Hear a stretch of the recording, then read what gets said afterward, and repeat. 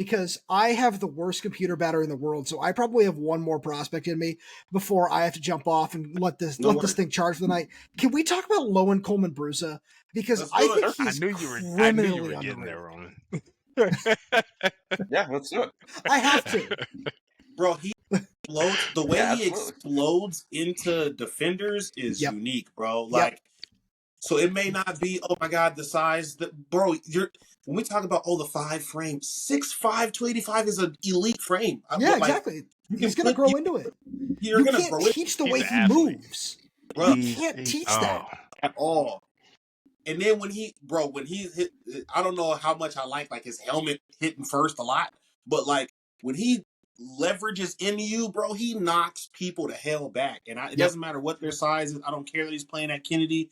You can see the actual the technique in it, which is going to supersede all things at all levels. So, it's rare to see tackles with that fluidity. I remember 3 years ago going to the spring game. I was with Hood, and I looked over, and I was like, "Who is that?" And he was like, "Oh, that's Roger Rosegar." And I was like, "That's a first-round tackle." I knew right away. Yeah, I said, "That's a first-round tackle." I just knew crazy. it. Like it was just different, and you kind of see the same things with Lowen. You kind of see those similarities. Where I think, although he's not as big as Roger, you can see, man, if this is his floor, when he gets on campus, it's gonna be an issue. 285 he gonna eat a pizza his first day on campus and be 305. Where'd this come from? But what I will say, and I have Lowen overall. I have bumped him up since, and I do have him at an 18 and an average of 3.6 with 4s for physicality, football IQ and instincts, and the feet and flexibility. And I agree. And I think it's not to disrespect anybody that's currently on the roster, but look at what you have to do, what his development track is going to look like at 6'5", 285, as opposed to Swanee Fasolo and Elisha Jaquette at our spring game last year, where it was like the upper half looked like, okay, they're getting there. The lower half was they about to go suit up for UW basketball. Yeah, they were 255, 260. Like, this is a different development trajectory, and it's a different starting point. In the lower bodies, mostly too. Like the lower bodies and its anchors are where they're kind of focused at. A lot of people are like, "Oh, he's 6'6", he's 6'8". He's probably got length and stuff." That's great, bro. But if you don't have it in the legs, like that's what we were always worried about Roger. And luckily he was able to have the athleticism to compensate. But you're gonna need that lower half in the Big Ten, man. So that's one of the things I love about Lowen is he doesn't have that length.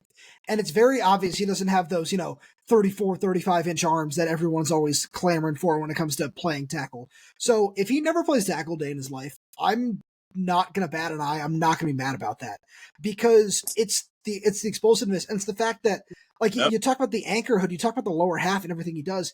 It's so clear that, even if you didn't know the last name, you'd say, does he work out with some high level defensive lineman? Does he happen to know somebody like that really, really well?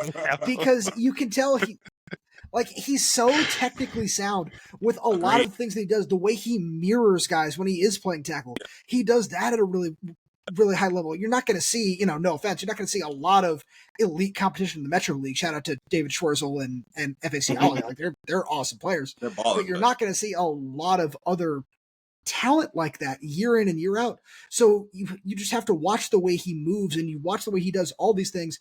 You talk about leading with the helmet too. That's coachable. Exactly.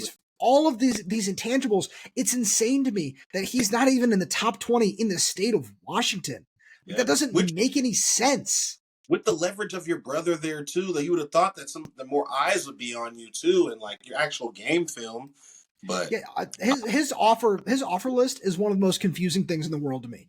That's like, I'm not saying he's some big national, like, oh, he should have 25, 30 offers, but that's one of those guys where when you look at it, it's, he's got UCLA, Utah, Arizona, Oregon State, Oregon, all these schools up and down the West Coast, but he's got none of that. And it's insane. Yeah. Including how rare offensive linemen with even 6'5", 285 are. Yeah.